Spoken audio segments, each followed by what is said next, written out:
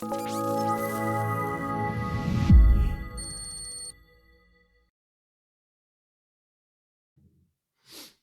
new episode, the Data Storytellers podcast. And today I have on the show Taya Irizarry. Taya and I have been having some great conversations since December when she attended our annual face-to-face masterclass, Leading Business Change with Analytics and AI. And since then, we had quite a few touch points, and I really appreciated her approach to the craft of analytics, especially in the area of building high-performance teams. Now, Taya has an interesting background. So, Taya, first of all, welcome on the show. And would you mind giving us a short introduction into who you are and what you do? Well, thanks for having me. So, as a product owner, nurse scientist, I currently work in a large health insurance and integrated delivery system. And as a nurse scientist, I was trained as a PhD nurse. So that was a PhD and a postdoc specifically in understanding how to use information and capture information outside of clinical settings to help support chronic condition management. And then I took that knowledge and transferred it into industry to look to think about how we might actually do it in real life at scale. And so when I say I'm a product director, my product is really a service that I deliver within the health insurance and delivery system, where we're processing analytically and then delivering through data services across multiple platforms in the organization.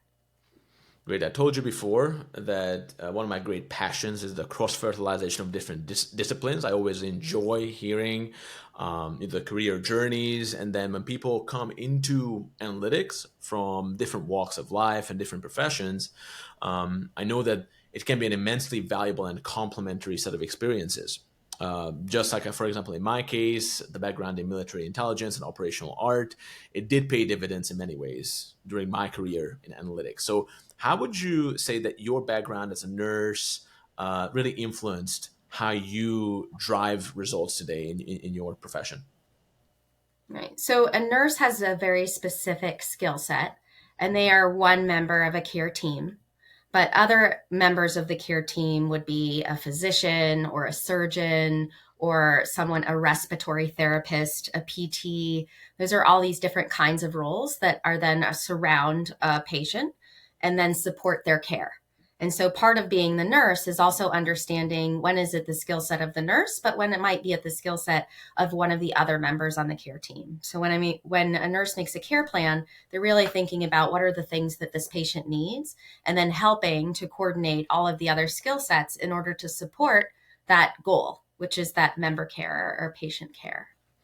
Got it. So And then taking that skill sets and really being able to apply how we might also create strong teams that are supporting a goal despite having very different backgrounds or skill sets. absolutely. And when it comes to managing a team itself, so specifically in the area of analytics today in large organizations, like why do you think it's such a hot topic today amongst leaders? Even when you attended our masterclass, this was, of course, a topic Mhm. of discussion.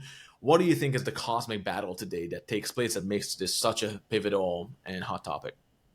Right. I think we're at the point technically where we have so much data available to us.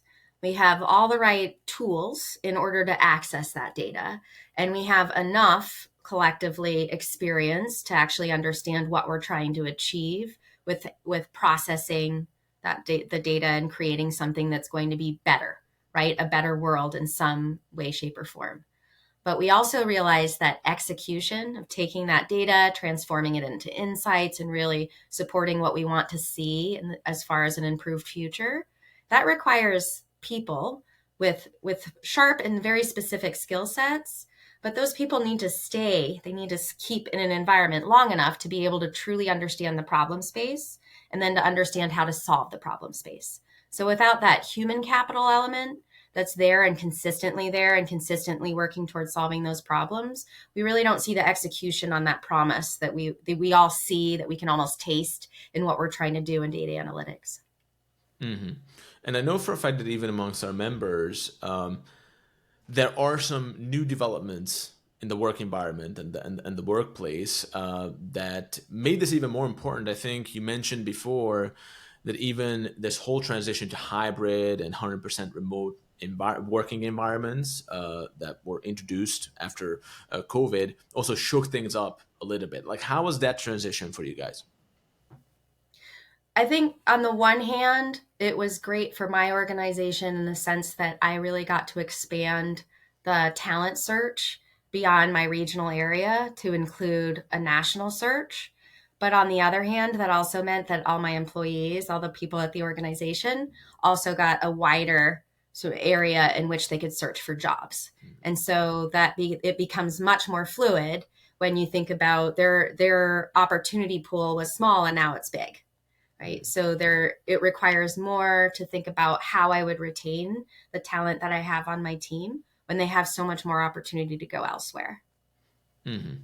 Absolutely. And then, how did it affect the day-to-day management of the team? So, I'm sure we will explore your playbook, like step by step, but just specifically on that topic, apart from how that changed maybe your hiring strategy and the talent pool in general and the opportunities that people have, what kind of challenges did that introduce into the day-to-day management of how you manage the team?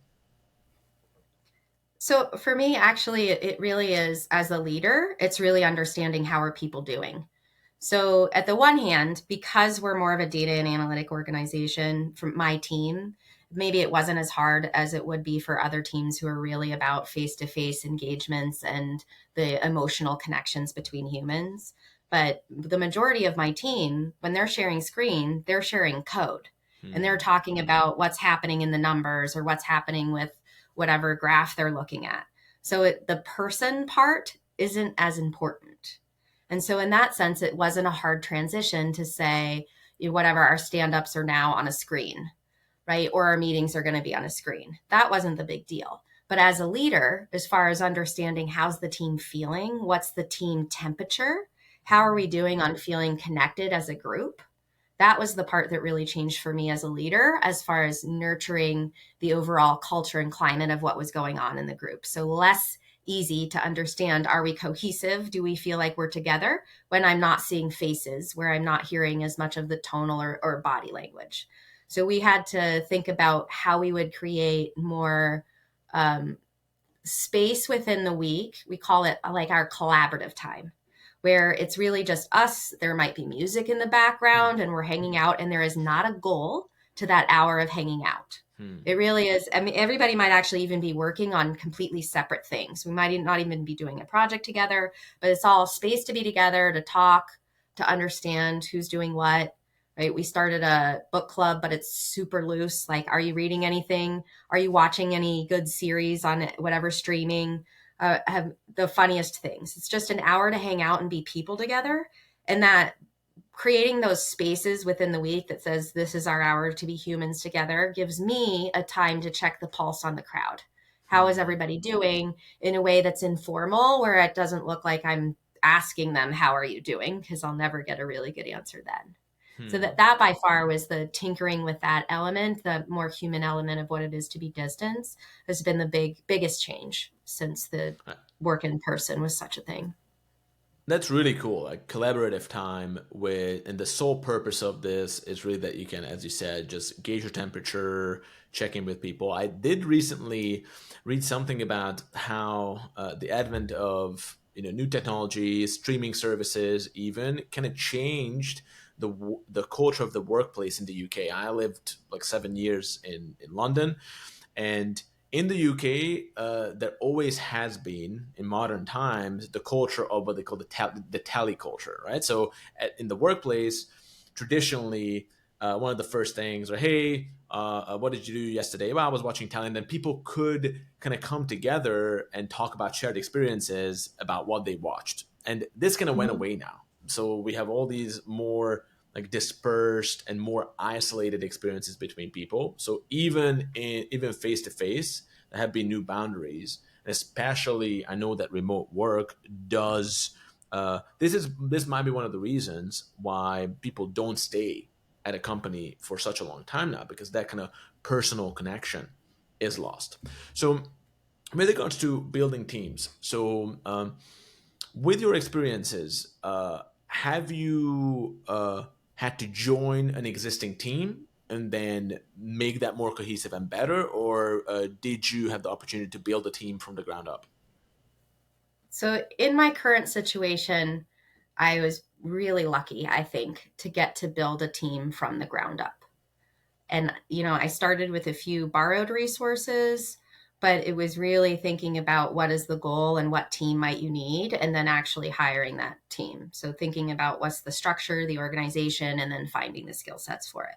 Now, I have been on teams in the past where it was like, how do you take what you have and try to fit it into what you want it to be? And like both of them have different challenges, but I would say that I'm really glad that I've had the opportunity to build from the ground up.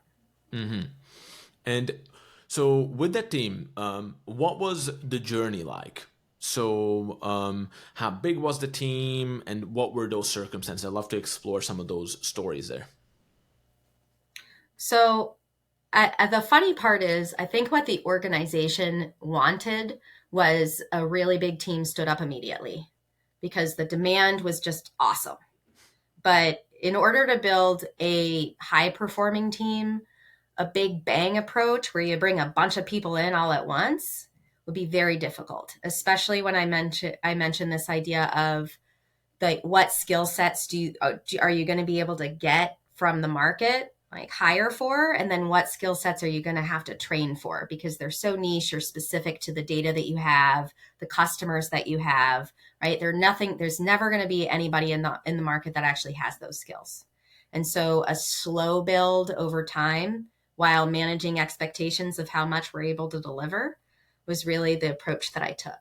So it was starting with 3 people with varying skill sets, like one that's really strong in the strategy side, but not as strong on the data or analytics side, one that's really analytical, and one that really understands data structure. And starting there and saying, okay, so you all have the 3 basic recipe items that I need. And then we're going to work together to try to figure out what this is going to look like and the idea of the pieces and how they should hang together. And then we'll figure out from there how many people and what skill sets do we need in order to meet the objectives that we have in front of us as far as our product service. And so starting with 3 of the skill sets that are primary and then the slow grow of add 2 at a time.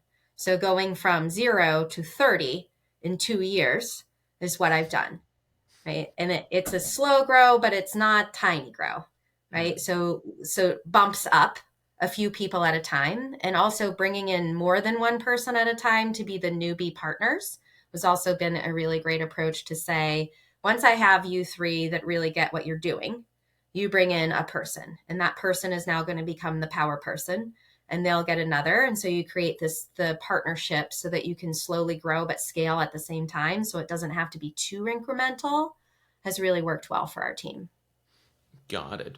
Before we dive into some of the key challenges that you've had, and then what you managed to achieve, with the team, is everyone kind of on site, meaning that they work remote, but time zone wise, is everyone in the same time zone? Do you have offshore team members? Like, what is the structure in that regard?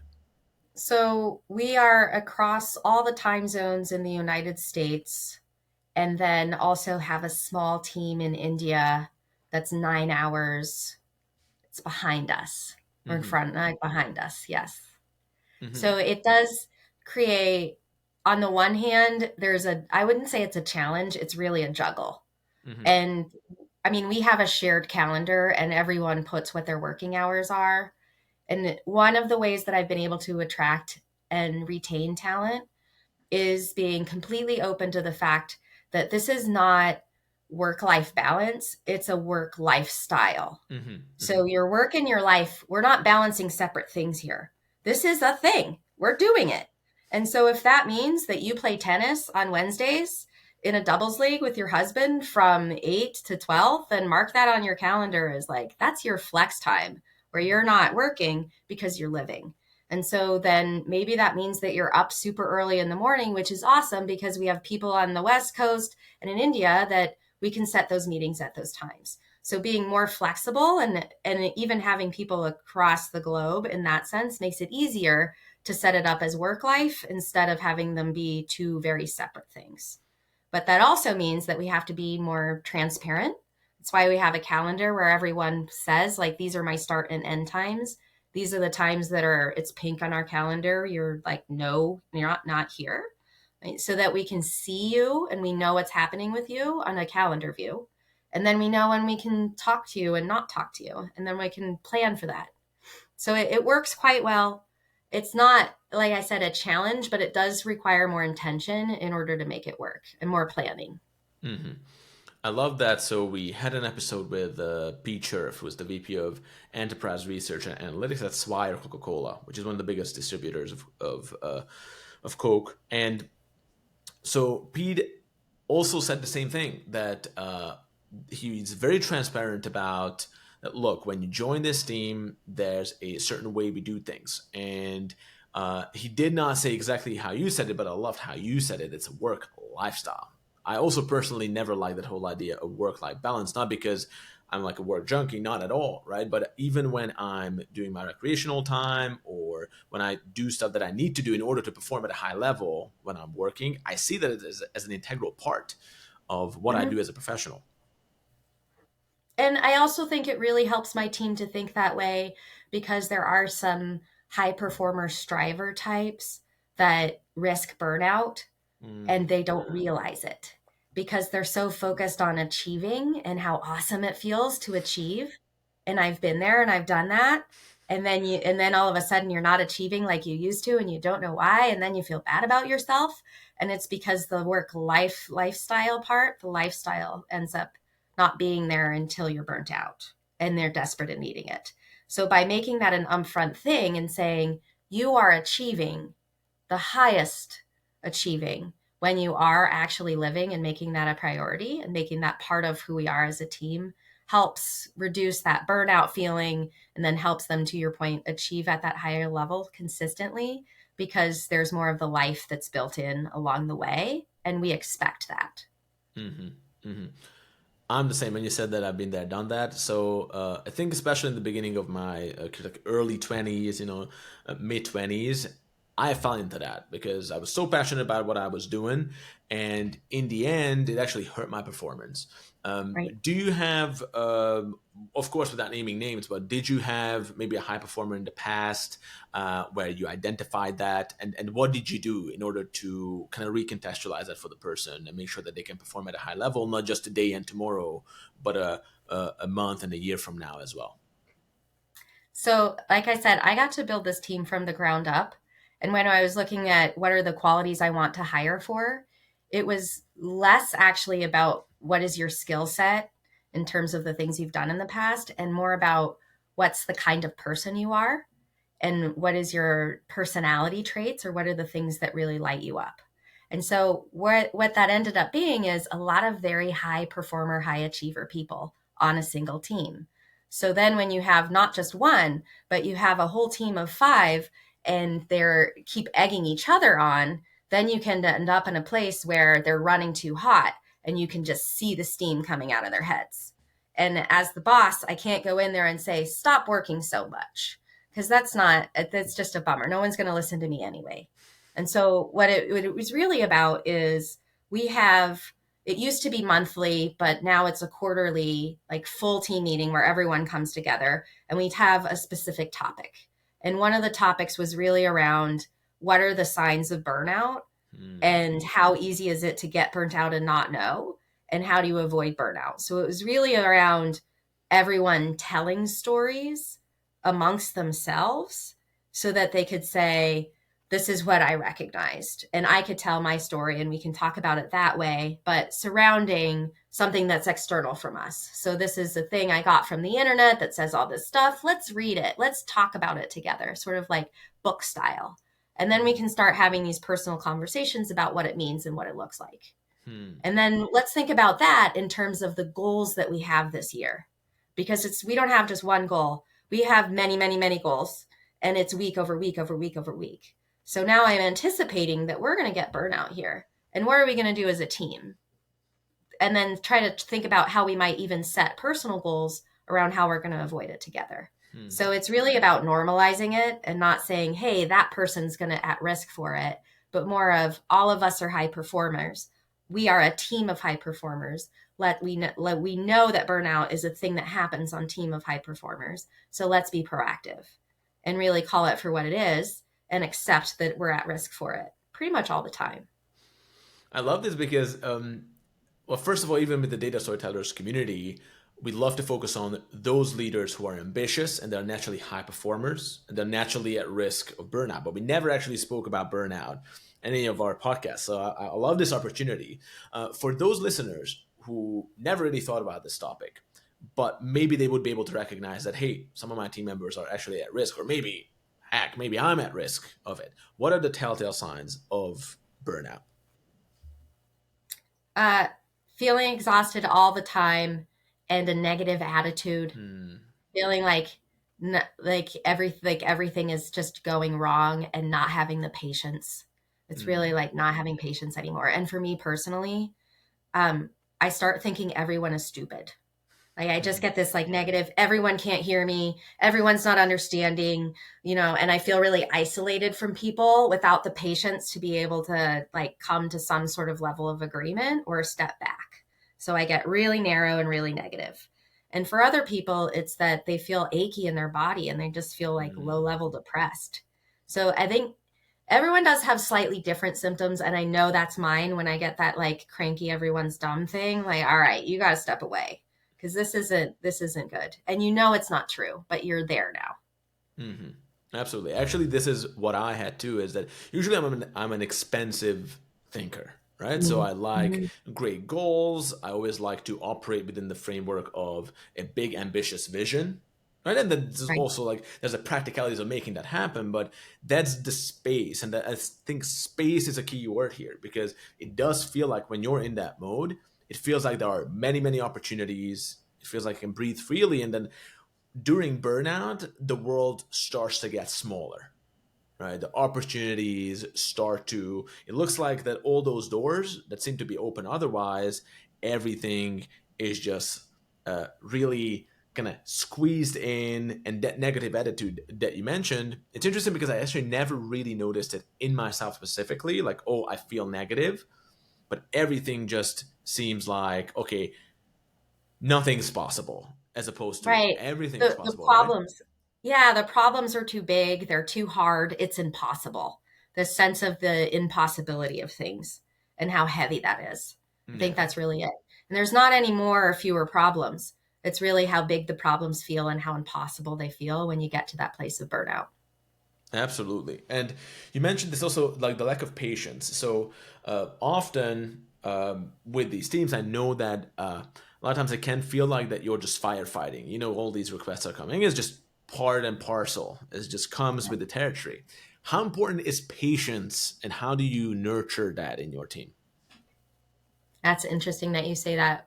We are known for our firefighting abilities as a team. That's one of the things like, and on the one hand, there's this amazing adrenaline of getting to solve problems fast and getting in there. And then there's this amazing teamwork that happens when we're like, yeah, we got a solution. Let's go, go, go. And then you get it. And there's this awesome feeling about like, yes, we got that one, right? But when you fight a fire again and again and again and again, or maybe it's the same fire and it wasn't really yours in the first place, and you're cleaning up someone else's garbage, that gets old fast. And then we'll say we're burnt, right? Too many fires, we're crispy.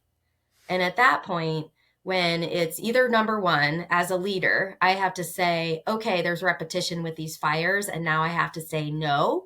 And I need my team to see that I'm saying no, that we're letting this one burn to the ground and showing them as a leader that I am deflecting this and we are no longer going to fight these fires. We're letting this burn to the ground and I'm going to work with leaders to figure out longer term, better solutions. That actually gives them energy because they're like, wow, okay, so somebody's actually going to do something else besides make me fight these fires all day long because there's something else that's actually wrong further upstream. Making sure that's visible to them. And it might even be like, all right, we're going to say no. You get to say no. If anyone comes to you, you tell them your leader says no. They can talk to me about it. and then writing a really transparent, visible, and sane email about what's the problem, why we're not going to solve this anymore, that's professional, and then sending that to the leaders, but then also sending it to the team so that they can actually see that something's happening, that there's a bigger, smarter thing that's happening here. And that helps. That really helps with burnout. And the other one, because we don't always get to say no, sometimes we have to just fight the fire, even if it's a dumb fire or it's a really silly ask, but we know we have to do it anyway because it will be escalated if we do not. And that's when I talk about we're doing more here with my team. We're doing more here than just meeting this request. We're also building our own character, right? This isn't just about coming to your job and doing what we tell you to do, or you coming up with a solution for a thing, right? That's happening, but you're also building yourself up as a person. So a part of that is to recognize when other people are frantic or maybe completely stressed out and trying to push their stress on you. And that's a moment for you to build your character and say, hey, I don't actually have to take that stress on. This is my choice and my time to build a boundary with that and to step back from that. And then that's building a strength in your character as a person. So we can have more goals than just what we're doing here today. We can also have a goal of who we want to be in the world. And those two things can be happening simultaneously. So when things get really ugly, then we can focus on, all right, like this isn't going to be good. Nothing great's coming out of this. We're going to be miserable for the next X number of days or hours or whatever, but we're going to come out on the other side. We might have a debrief about it and think about what can we do better? What did we learn? How are we better people? And that really helps to take off what I would consider that like stupidity drain about things that suck. And you just want them to go away, but they never do. It's funny because so with this, like the strategic reserves, I remember my first boss. He was also in the army, in the Israeli army at the time, and that was actually one of the reasons why I wanted to work for him, because we kind of connected on that level. And he taught me a lot of things. First of all, he told me that there are two types of person you can manage. Some people you really gonna have to motivate and push forward, and some people you have to hold back, right? And then he told me that you're definitely someone who needs to be held back, right? Because in that sense, what you said about the fire scum, and you can get to this like really engaging place of, oh yeah, we're fighting the fire, you're super turned on, but then if you do it too many times, you burn to a crisp. And the analogy that he used is that, look, I know that you can sprint very well, but you won't be able to sprint this distance because we're running a marathon here, right? Running a marathon. And one book I read that was fantastic, because you mentioned fire. So there's a book called Stealing Fire by Jamie Wheel and Stephen Kotler, which really dissects and examines the phenomenon of flow, of the flow state. So the flow state is something that was actually first articulated by a professor at the University of Chicago called Mihaly Csikszentmihalyi. It's actually also Hungarian. And this is a scientifically measurable thing. So the flow state is something that they found and now measured.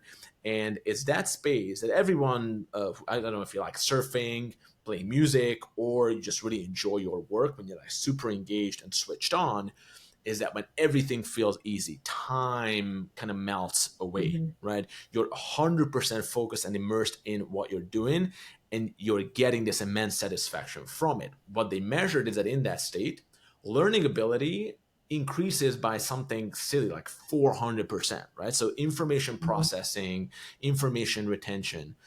They measure this in Navy SEAL teams, right? So that when cohesive teams work together and they are on a mission, everything that has to do with that performance, even to the point of like peripheral vision, cognitive processing, just goes through the roof, right? So, and ultimately, the flow experience is again like building a fire. You can't force it to happen. You need the conditions in place for it to emerge. And the crucial component is boundaries. So good flow states come to be when there's a proper sequence of exertion and relaxation, and both of them need to be like high quality as well. So what I'm getting from what you're saying is that maybe, I don't know if you've heard about the flow experience specifically, but these conditions that you're creating here sounds very much like to me that you're creating an ideal space for the flow to emerge in the team. I love that that's happened accidentally or intuitively. But yeah, I would say it's a very good fit of what that means. And there's also the bit that you mentioned about creating it. So it's one thing for it to be externally created through firefighting.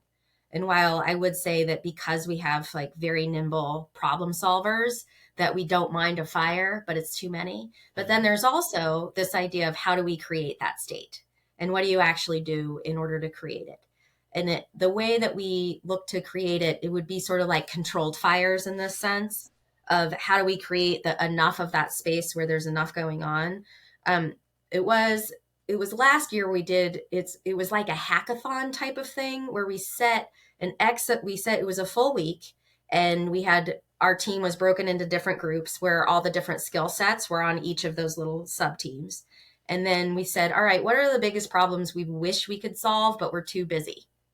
And then every team got a problem to solve that we're too busy to solve otherwise. And then it became a competition. So the three teams got a week to think about how would you solve this problem? How do you want to present what your problem is and your solution to the problem, or demo something? And then we got to have a competition where all of the teams then produced or presented what the problem they were solving was and their approach to how they were solving it as a full team meeting. So we got to have that sense of something that was playful, something that we've been meaning to solve that wasn't getting solved because we hadn't blocked or prioritized time for it. And also a way for people to get to be with one another and maybe meet each other in a different way, but all surrounding problem solving. Because that's the thing that no matter what skill sets we have, that's the one thing we have in common is really a goal and achieving that goal through problem solving together. So this kind of ties into also the question you mentioned that when you're looking for a good hire, you're actually trying to figure out that character, like what kind of person they are. What is your framework and secret sauce to find that out during the interviewing process? Do you have? There's a couple of key questions that I ask, and the answer doesn't matter. It's the approach at which they answer the question that actually matters. And one of them is to say, it really is pretend I've never looked at your resume at all. And I want to know why you think this position is the best next step for you. Right. So I start the interview off by explaining what I think the position will be, blah, blah, blah. And then I say, so tell me why you think that might be a great fit for you. And I'm looking for this to see, like, do they have a path that they're traveling? Are they completely have no idea and they're just looking for a job? And so if they can really put themselves in, here's where I've been and this is where I'm going, or these are the skills that I actually know I have. You don't need to look at a piece of paper for them. And I'm able to explain what my value is and how I could see that fitting into what you just told me. Those sort of, that's critical thinking. It's somebody who's interested in and willing to connect with what has just been spoken, and then thinking about how to actually fit who they are or what they have to offer into the situation that I just presented. And if they have an ability to do that, right, then I know, oh, we're on the right track. This person has the qualities that we're looking for. I love that, because I don't know if you do that intentionally, but that exact approach is what can identify what we call narrative thinking. So narrative thinking is when someone actually thinks in those terms, right? Going from A to B and having that kind of direction and purpose. And there are the more abstract thinkers who usually think in like abstractions, right? So that's interesting that with those people who are usually narrative thinkers, they tend to be better communicators or are more easily kind of upskilled to be good storytellers as well. Are you looking, speaking of storytelling, we're the data storyteller. So that definitely something that we identified: advanced business communications and the ability to tell stories, to connect with people on that narrative level, understand their motivations, where they're going, where they want to go, where they're coming from. It's a huge asset. In fact, we found that that's one of the key force multipliers that you can have on the data team. Do you guys have a specific approach to storytelling and how you're inspiring your team to connect with stakeholders through storytelling? What kind of role did that play in you building a team, if any? So interesting that you say that, because I have a team of teams, and one of the teams is really focused on infrastructure, data engineering, really building out pipelines and holding data in databases. Then there's another team, and they're all data scientists. So they really take that data in the databases and pipelines and then transform it into something else, right? Something bigger, something more complex. Then I have a team of strategists, and they understand the why, and they're really there to connect with our business owners and get to understand what are the things that we're trying to achieve, how might we best achieve them. And that they are the real narrative thinkers, and the ones that are very strong on how we communicate with people who are not who do not have a data or analytics background and are trying to achieve something in the business world. I do not expect my data engineers to have that kind of presentation skill or narrative data storytelling of any way, shape, or form. And in fact, if I'm in an interview and what I'm really looking for is some data engineers, when we ask them that very question, what do you think is why this job is your next step? They might actually be, well, I know blah blah and blah language. I'm good at this database, and I don't know this one, right? And that might be what they have to say. And so there we are in very concrete and sequential thinking. And I know that too. And it's not to say I need a bunch of amazing storytellers, otherwise I can't be a team. But it's more of where and how do they exist? And then can they translate the way that they work to also speak to data engineers or computer scientists? Because quite frankly, they're all speaking very different languages. And half the time, what we're really doing is trying to understand each other and not talk past each other. So there's a lot of time spent of getting to, all right, if we have 3 tribes and they're completely separate tribes, how do we learn to come together and speak to one another? Because there are people on my team and it's like you're speaking to a computer. And if you don't get the right code in, if you missed a period, or if it's like a Google search and you don't get the words right, you're not going to get the right answer back. And understanding that there's these people who communicate this way and they're still strong and they're amazing high performers at the thing they do, and that being able to coordinate who they are and where they sit, they're never giving a presentation. But my team that is in charge of understanding when and how to collect information and make it meaningful to people who maybe are not strong in analytics at all, but are really focused on business impact, it's those people who have to learn how to speak with the data engineers and with my data analytics teams in order to understand what matters, why it matters, and then they can translate that into business impact.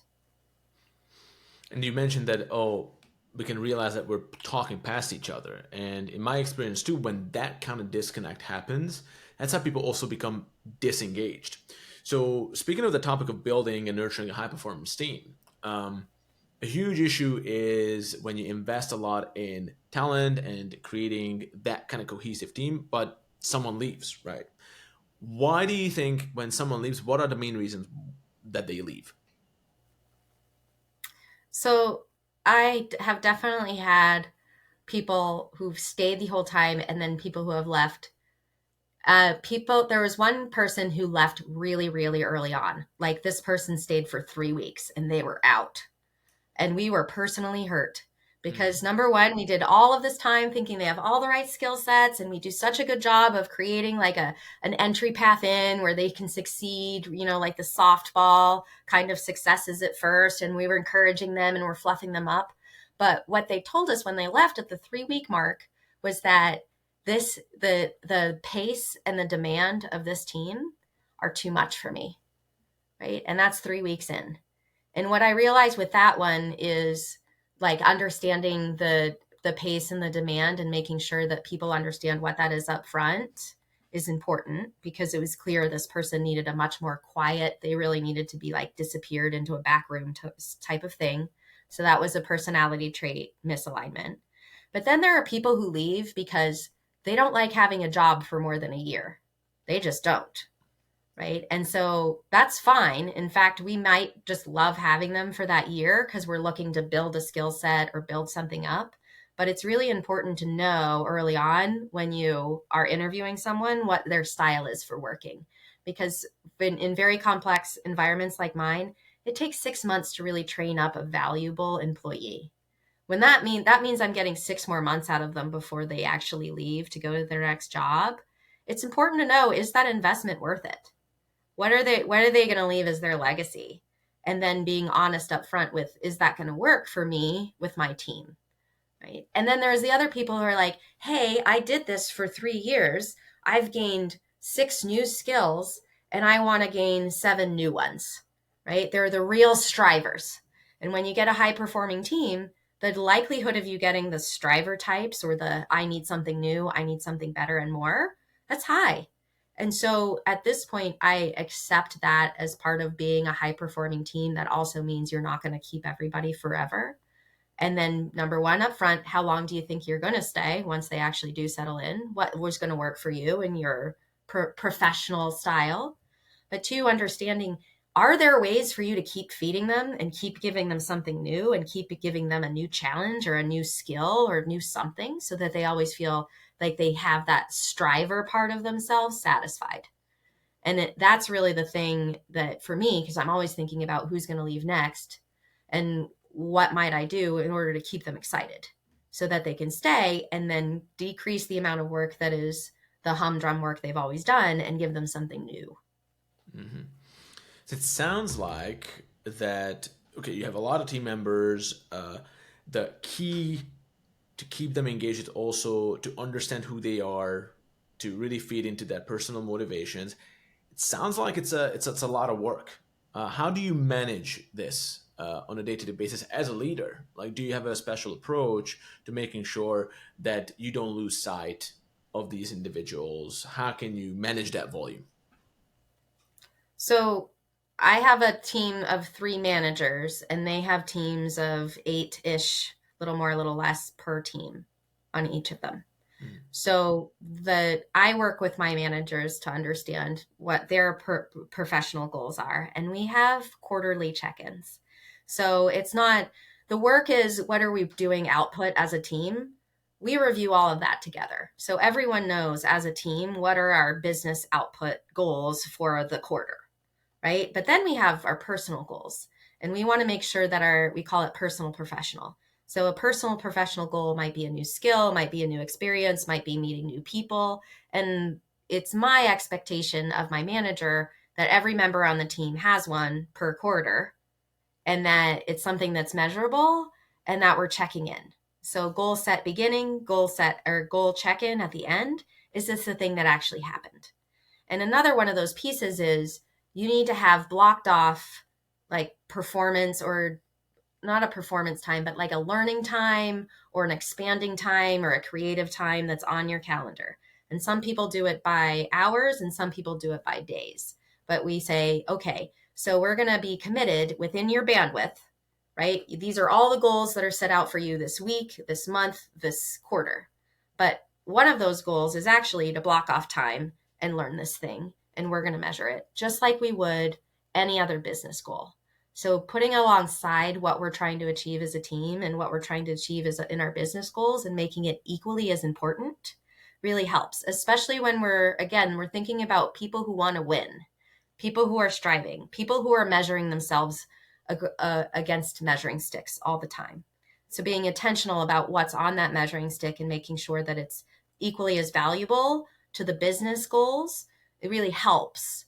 And then there's also the social aspect of, we get to celebrate you when you've done, say we went through a Google migration recently and a bunch of people got certified.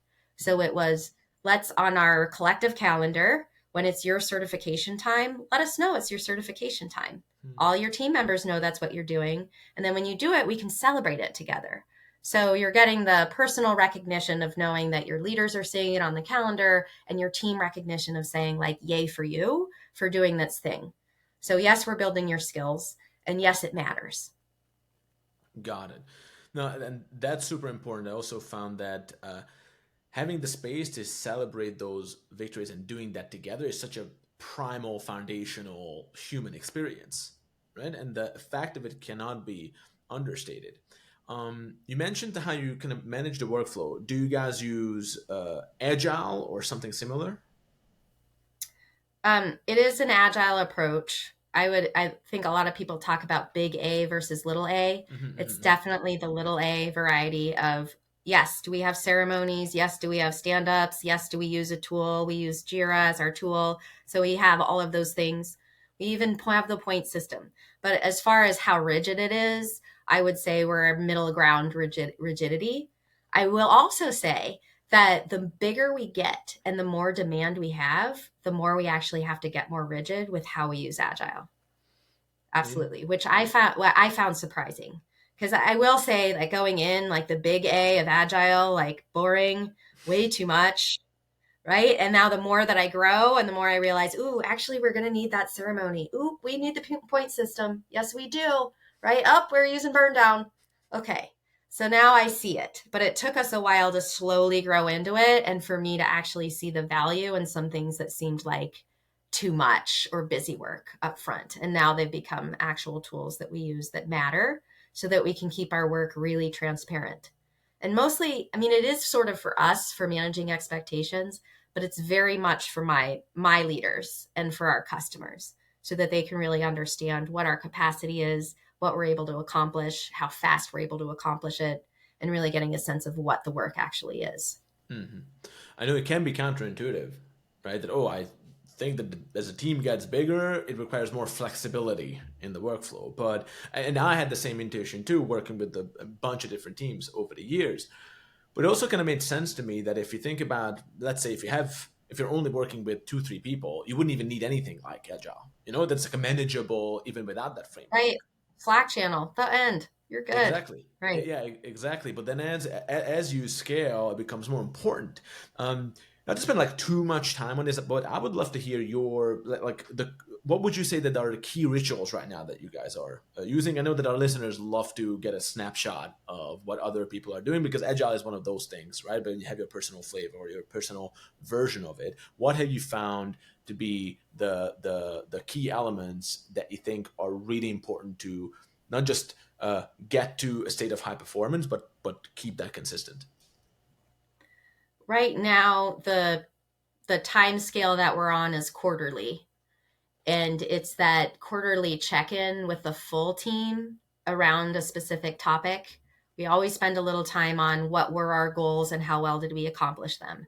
That's sort of a very similar like start, stop, and continue approach to like what are we doing that's working and not as it relates to how well we achieved our goals. And for us right now, quarterly is the right pace. Earlier on, we were doing it monthly, but given how big we are and how much work we have, we've extended that period of time. So if I were to say that's like our collective sprint time is a quarter. But then within that, we have different releases. And so after every release, there is that ceremony of saying, all right, what worked and what didn't work, and how many things were break fixes this release versus last release. And that really gives us a sense of like staying on the pulse of how we're performing with something that's super concrete and also easy to measure. So it's how did we feel about this release, but also when we actually did it, how well did we do at catching things that were going to break before they did? Right? And that really gives us a sense of how well we're doing as a team with communication and all the other stuff. So I would say those points of ceremony, of reflection, and making sure it's clear and open to the group then sets the expectation for us to be able to communicate what's working and what's not working in a way that's totally normalized. So it's not about grumbling behind closed doors or grumbling just to your boss or whatever. We really get a lot of practice at talking with one another about what's working and what's not and making action plans and following up on them and making that really a part of the rhythm of who we are and what we do. Yeah, that makes perfect sense. And so I wanted to explore some of these specifics. We're just kind of hitting the framework that we were planning on talking about too that you have, right?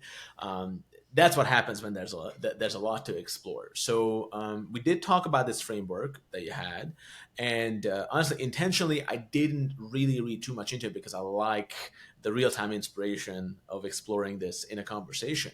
So, would you mind to give like a short introduction into this framework that you conceptualized about building a high performance team along the lines of people and technology and the rest?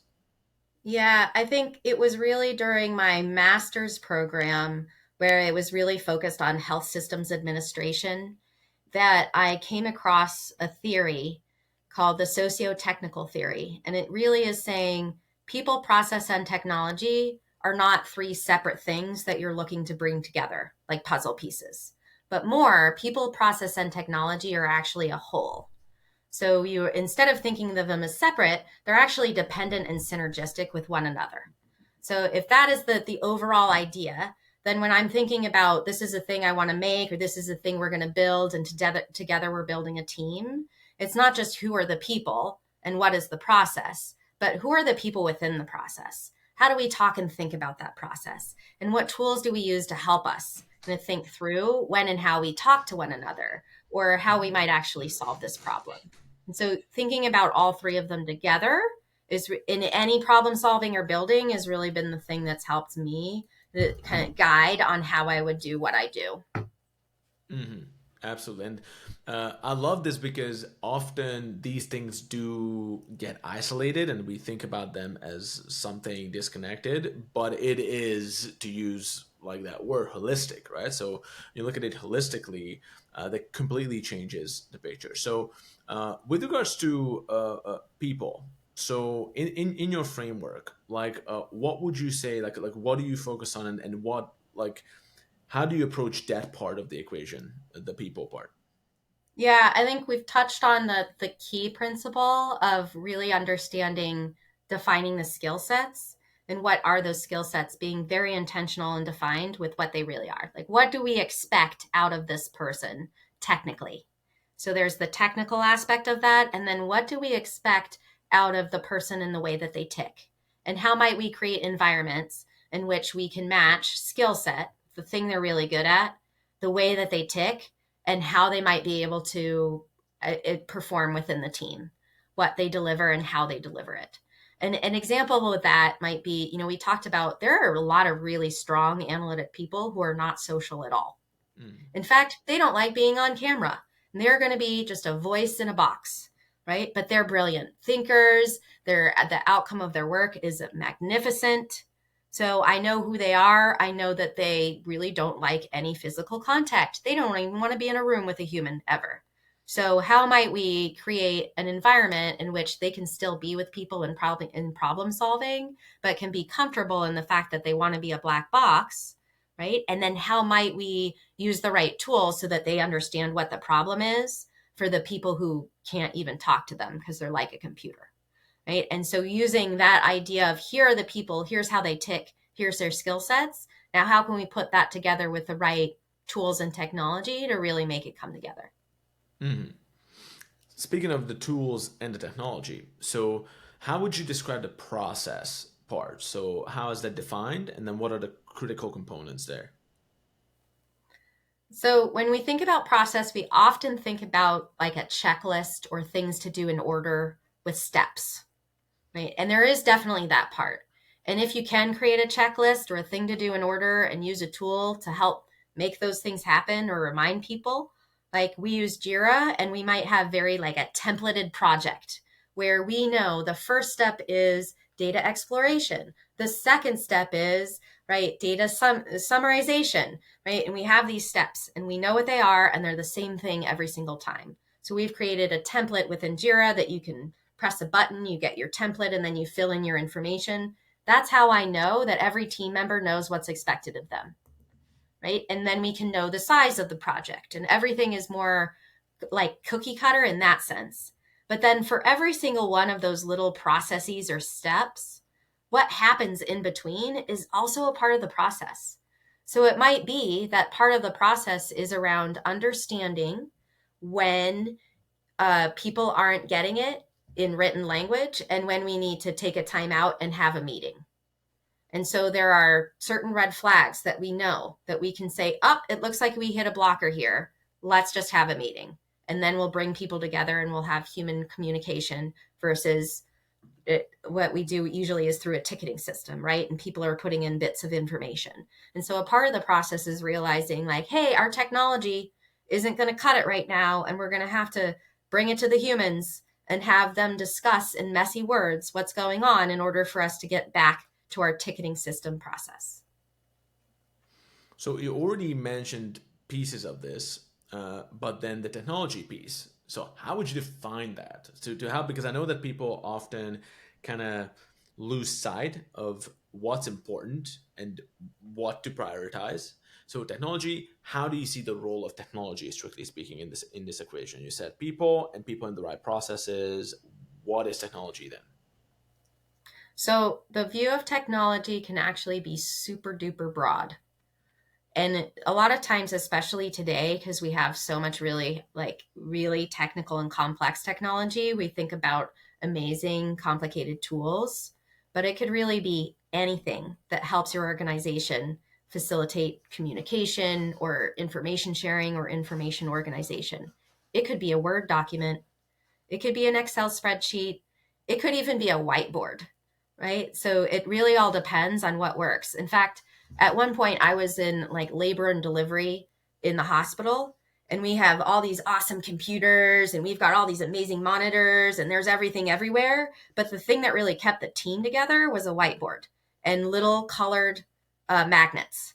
And we would know where everything was across the entire unit because this whiteboard had the right magnets on it in the right places. So we could know where everyone was and what at everyone's stage was simply through this whiteboard. So I would say thinking more about technology as any and all tools that can help to really bring information sharing together as something that you could use. And I think it really does open wide. Like the way that people can use Excel spreadsheets in particular is amazing to me, right? With color code blocks and I mean, everything. It's just this awesome, it's a single grid and you might not know anything about numbers. You may never create a pivot table in your life, but you can still figure out some amazing way to use an Excel spreadsheet to share information with someone else. Yeah, Excel is underappreciated in that sense, right? So over the years, that's what also I just keep reverting to. Like it's my thinking pad, if you will, Yeah. Excel. You know, Yeah. honestly, the only thing that started to compete with that in the sense that hey, I just need that for my thinking is ChatGPT. Like I use ChatGPT just to think. Like it's like a very advanced note taking device in a way, and ideation. But I think you hit the nail on the head that when I think about these things, they only as valuable as much as they help me in an inherently human endeavor, which is communication, right, and the flow of ideas. Um, and in this constellation of people, process, technology, so how would you articulate your job as a leader? So if the listeners are taking notes, maybe they have the Excel sheet already open. How would you articulate like why is your job so important, and what do you need to do to make sure that you're also performing at a high level as a leader? So when my metrics of how I'm performing as a leader has a lot to do with the sort of the climate, I would call it, of the team, right? So we have a culture, and that's something that's more embedded and more consistent. But the climate will change, right? How hot or how cold? Is it windy? Right? These are the climate of what's going on in the moment. And so one of my metrics is how confident am I am understanding what it's like today, what it's like consistently in the climate of my team. And so that's more about the social well-being, the mental well-being, the interaction well-being. That's why I said up front, like going from in person to virtual, that was my biggest challenge was how do I do that without seeming creepy, right? Because it looks, I don't want to, I'm not surveillance, but I need to feel it. It's intuitive and it's something that I need to understand. Because when the climate gets really cold or just inhospitable for whatever reason, that's when it's my job to recognize to say, hey, I see this, and let's sit down and think about what are the root causes and what I can do that we are in control of, whether it's external or internal to our team. So that would be my number one. And then the more I feel connected and confident about how I'm feeling about that is my primary metric of what I'm doing as a high performing leader. And the second part about that is making sure that, and this is something I've really thought a lot about, is teaching my team, every member on the team, how to manage up. So, as a single contributor, your manager needs to know what's going on. They are not going to know unless you tell them. And so, it's important. You can't always ask because that gets old for them to understand what are the things that my leader needs to know in order for them to do their job, and making those expectations really clear. So, for me, with my managers, these are the things that you need to tell me. These are the things I need to know about. I can't ask you all the time. You need to be able to manage up. And then that also means for me, what are the things that my leader needs to know to make better decisions? Making sure that I have that I organize it. I use OneNote and I have, these are the top priorities of the things. I have very specific, like one-liner headers that say, this is the thing that you should know about this. And if there's an action item, this is the thing I need. If there's a timeline around it, this is when I need it by. And keeping that super tight helps them think less and act more, and then trust that I'm giving them the information they need. So for me, I need that from my team because we got way too much going on. I can't go and ask everybody, and I can't be the one to process it all, right? So having that managing up, starting at the single contributor all the way up, really helps. Those are So, probably my primary two, and really help the other sort of bits of what we do as a team to come together. so with managing up, super interesting and important topic. Um, with that, have you found with some team members, maybe even historically, maybe they are not even on the team anymore, some resistance to that or inability to manage up? I think maybe the term gets some bad kind of connotation with it. And so I often don't even use the words. Hmm. What I will say is these are the three things that I need to know in order to be effective. And remember, I got a lot of computer brain people on my team. So I will say, is there anything that's going on right now that if I didn't know about it, it could cause a problem with me talking to other leaders? Right? So that's number one. Is there anything going on that you see could be a problem? And if I didn't know about it, it wouldn't work with other leaders. I should know. I should look like I know what's going on when I talk to other people. And so that one really helps. And two, is there anything that if I knew, I could help you with? Right? So then kind of setting it up there where you're not telling me, you're not having to tell me secrets, or you're not having to like boss me around and tell me what to do, but you could really give me these things so that I could help you better, or I could help the organization better. And so it sets it up that like I'm a helper, I'm also vulnerable. I don't know what to do and what to think all the way unless you help me. Right? So I'm going to need this help from you so that I can help you and I can help our organization. So setting it up like that is way better than like, oh, managing up because my boss doesn't want to work. It's not like that. It's really about how we help each other so that we can really create a better environment for everyone. Got it.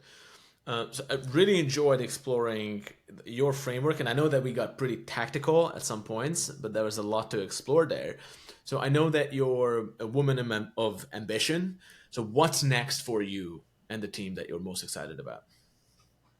So, I've been building this team now for almost 5 years. And I think I'd mentioned earlier on, we've gotten to the point where we're big enough that we really need more structure in order to stay in control and aligned amongst ourselves and how much we're actually producing. But for me, in terms of how I want to grow with the team, is thinking about resilience when major issues arise, because the amount of responsibility that we've gained over these years has really grown. And when we used to have problems, it was a small problem. And now if we were to have a major problem, it would be an extreme and very visible to the organization and to my boss's boss's boss problem. Right. So if we're at that level of visibility and impact, that means that we really need to think about what are the three fail safes that we need to have in place so that we can stay resilient. And that's not simply with what we're producing, but that also goes to next level of how we're minimizing burnout, but then also how we talk about 2 and 3 deep on skill sets. Because if it takes me 6 months to train somebody just to get them to be useful, and another 6 months to get them to feel confident, and an additional year to become a true expert in what they're actually doing, right? Then I need to make sure if they are leaving that there's not a giant hole. And so it really comes down to, okay, I've had enough time with my team to understand who is really good at what.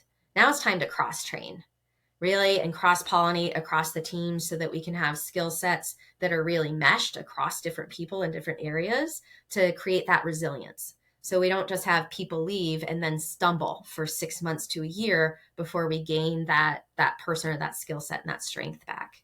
And so that's the level we are as building like up as a muscle, considering that our group is way stronger as a group of people. And we do feel it when there's one that's gone, for sure. That also comes into how we measure our progress. Because the next step is, if I want to stay top of game, then that means that my bosses need to understand what we're doing and how valuable it is.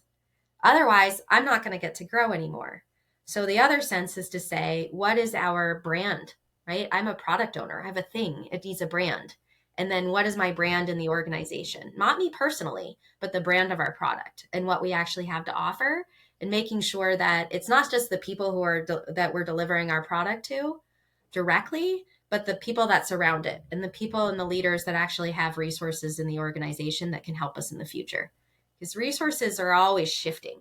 And so it's important that we have enough widespread brand recognition that we can actually move with the changes in the resources and the changes at the C-suite leadership. Got it. And what about partnerships? So I know that once your team is strong and you're growing, naturally you kind of reach that point where now the growth is almost external. So how important will be partnerships for you outside of the team?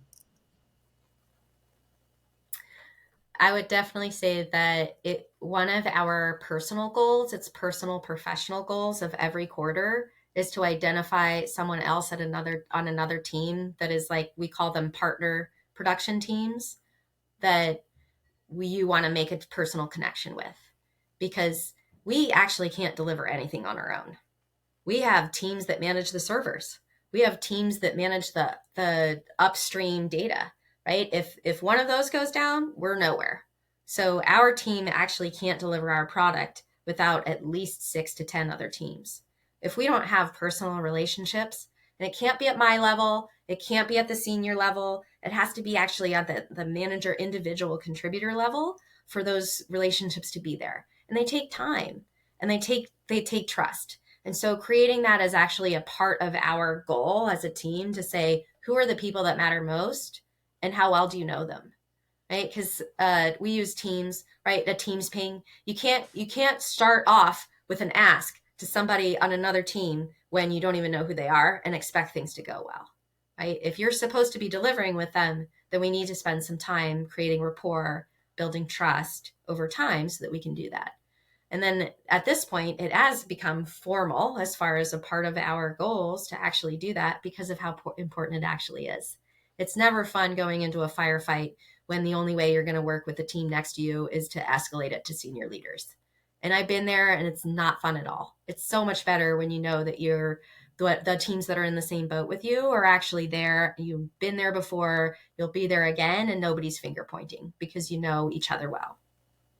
Absolutely. And look, I really loved these insights, and I know that we're over the originally scheduled time, which I guess it shouldn't be a big surprise, but I really appreciated your insights. And I love what you said about the relationships, because in 2024, 25, even in the data storytellers community, how to build the right relationships with the right people, establish that trust, also earn that position of the trusted business advisors and the data analytics Mhm. team. It's probably the most important topic. We also have a series coming out on that. So I really enjoyed our conversations, Taya, and I hope to continue them. And also for our members who would love to learn more about your approach, we also have some planned content collaboration on that front. So thank you very much for spending this time with me today. Excellent. It's been great. Thanks so much.